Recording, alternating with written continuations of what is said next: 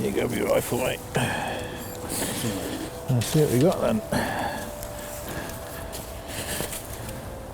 Oh, she's a beauty. Yeah, I'm really happy. It's been a grand morning. Yeah, it's a very productive wood here now. There's been plenty of sign. We've been down before to check the feeders and whatnot. But this doe's in great condition. You know, plenty of meat on those haunches there. So she came through here. Came through here on this ride. You can see that there's not even much frost on them there where they've been coming through. And I presume they've been nicking straight through and away down through there and into the wood. I had a good look at them through my binos, both, and I thought, yeah, I'm going to take the doe out. There was no follower or anything like that. Yeah. So I thought, yeah. No, right, she's good for the taking. The buck was nice. Yeah. He got some nice antlers, I just said, just above his ear. Oh, right, okay, good. So he was a tidy buck. So I thought, you can walk on by, my friend, and we'll have you for the larder. Perfect. I just had a check at the feed bin on the way down and it's empty. Yeah. So it looks like they've been rattling it around a little bit. As you can see, there's a tree a little bit further up that's been chopped up already that came down in the storm. Yeah. But, you know, that's one of the things with having a bit of woodland here is there's always something to be doing. There's always some work to be done. So there's a little bit more work to do. So I'll grab hold of her for you. We'll take her at the top and clean her out.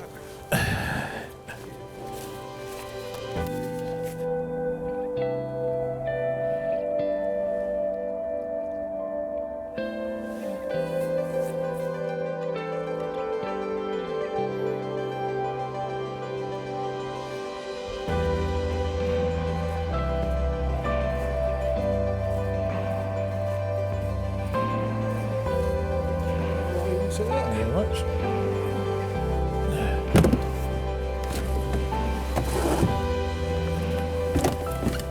So it's been a pretty productive morning. I've seen a nice buck. I got plenty of action on thermal. Left him. I was hoping to see a doe. That's what I was looking for this morning. It's good to see the buck there. Maybe if he's kicking around a little bit later on, we might take him. But you've seen a huge number of deer down here this morning. I've seen plenty of deer. I've seen 3 bucks, 2 does, managed to take a doe, which I was really happy with. Also seen a roe doe, skipped across the ride in front of me. So yeah, there's plenty of action in this wood down here, so it's real good. So we've had the fun stuff this morning. Steve's got a deer down, so as far as I'm concerned, it's been a successful day already. But with managing your own ground, of course, there's all the housework to be done. So we need to go and fill up the feeders with beans. That holds the animals and helps draw them into areas that are safe to shoot. There's also a few trees that have come down during the recent inclement weather, so a little bit of trimming, a little bit of housekeeping, a little bit of gardening, and then we'll leave the ground to settle down a little bit, let everything calm down. We'll go and have a coffee somewhere, and then we'll come out early doors this afternoon. That's good. Sounds like a plan to me. Cool, let's get to work.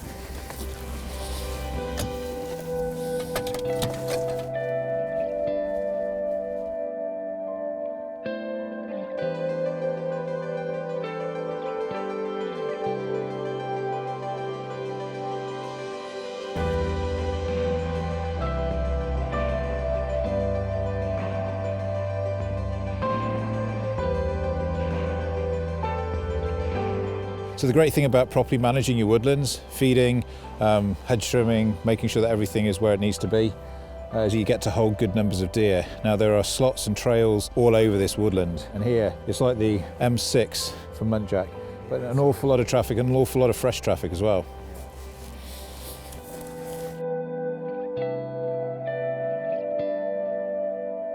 So we just come to another area of woodland where I was sat this morning. Now there's housekeeping that needs doing around the tree stand. There's a lot of small twigs and branches that have grown into my normal arc of fire, so they need trimming down. But while we're here, there's a great opportunity for Steve to use thermal, my Pulsar Helion XP50, which is an amazing bit of kit. I'm going to send him out with this tonight. Of course, it doesn't replace the need for fieldcraft, but it gives you more time. You can see an animal approaching through dense undergrowth. Stuff like this can be very difficult to see through even with your binoculars. But the thermal allows you to spot the approach of an animal, which allows you to get into position quicker and then hopefully take a more humane shot. Without rushing it. So that's the idea. And it's almost like seeing in the dark. It really is. It's an amazing bit of kit. So Steve's going to take up point. He's got the rifle just in case we see a doe or maybe even the buck on the way through. You never know. And if there's nothing around, we'll do some trimming, go and have a coffee, and then get set up in the seats a little bit later on. Right, so you're on point.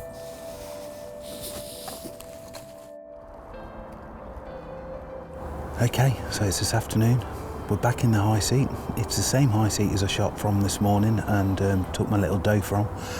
We were going to sit in a different seat, but the wind has changed again, and this is the only favourable seat for the wind, really. It's blowing straight in the face. I've got 3 rides that I can shoot off here, so hopefully we'll see something coming out in a minute or two. I've got the Pulsar thermal, so that's going to help me. First time I've used one, so I'm quite excited to see how that performs later on when it starts going dusk, and hopefully it'll give me the edge. So it's just a waiting game now. We'll sit and take a time and see what pops out.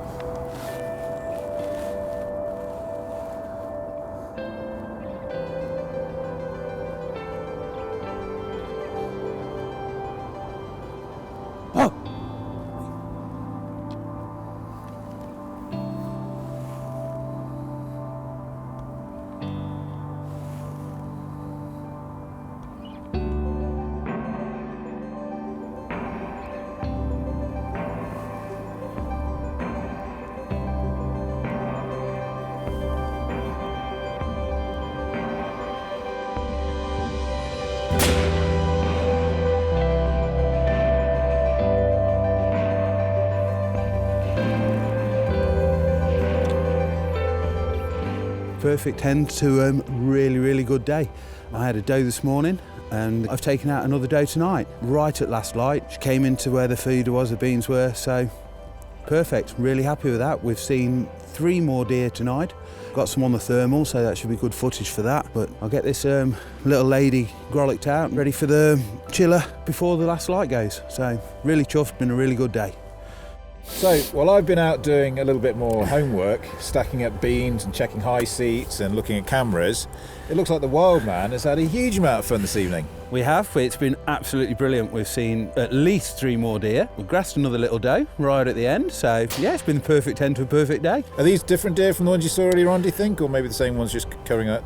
No, I'd said it was hard to tell because one was a fleeting across the ride like that, and the other one was a bigger doe across the bottom of the ride. So I'd have said that that was definitely a different one because I saw bucks this morning and the one doe that I shot, and then that little doe right at the end up there by the feeder. So who knows? Yeah, who knows? Well, clearly, we've been walking around today doing our housekeeping and clearing the trees that have fallen and all that sort of thing. We've seen a lot of deer signs. Oh, some signs. There's a lot of deer paths. There's clearly a huge amount of animals here. Yeah. Now we filled those feed bins up. I think they're going to concentrate the wear once again. But it is great to see that if you put the time and effort in, if you feed, if you take care of your ground, you can grow deer. You reap the rewards. Yeah. You really do. Tell me how you got on with the thermal.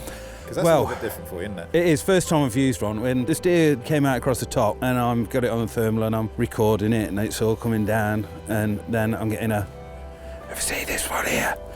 What? And it's just crossing the ride right in front of me, but I was filming that one up there. Yeah, so you've got to do chameleons. Yeah. So going down here and then that one going over here. Which was quite funny, but she wasn't stopping to give us a shot. She just jumped straight into the hedgerow. I'll give her a bark, which she weren't stopping. So but it's a good position to be in when you've got so many deer. They're all over the place. You don't know which one to look at. It's just that time of night when everything starts to move. So tell me about the thermal. How did you find it? Did it allow you to see animals that maybe you wouldn't have seen? Give you a bit more time maybe on the shots, or how did you find it worked for you? And what do you see the benefits of it being? Normally, you see you've got your ride. It's out the ride. It's across the ride, it's into the cover, it's gone. Muntjac are always moving, they don't they don't want to stop and get shot. And like I say, the one that crossed the ride, I picked the thermal up and I could see it meandering through the brambles where normally you wouldn't have seen it again. Yeah. And if there's an animal there, you'd be able to pick it up and watch it come out and then take your shot. It gives you that extra 30 seconds that you wouldn't have if you picked it up. As the undergrowth is in front of them, and they're in the shadow, you just don't pick out that movement. You can't see the animal crossing. So in the daylight, it's fine because you've got shadow and you've got sunshine. But that last 15 minutes, it can be a bit of a problem. Yeah. When I've been using mine earlier, all it is really is being able to see where you can't normally see. Yeah. And then just allowing yourself, okay, I'll put it down, I'll get ready for the animal. You can pick the right shot. You can then spend your time judging the animal. Is that the one you want to take or is it not the one you want to take? You can either let it pass up like I did this morning. Yeah. Otherwise, you've literally got 5 seconds to make it stop and then move on again. Yeah. If you look at how many hours you spend out here and the value of your time, yes, of course, thermal is expensive, but then you've got to say, well, this gives you an increased chance of success. You can manage your deer properly. You can also see deer in the undergrowth that haven't actually stepped out into the ride. So you can get an idea of numbers as well. A very good management tool. Yeah. So it's not the death of field craft as we know it. Wildy's enjoyed using his tonight. I have. Allowed him to harvest a doe about the size of a large hare. And now I think you owe me a coffee, mate. So well done tonight. No worries. Thank you very much. I've enjoyed it. Thank you very much. It's been good.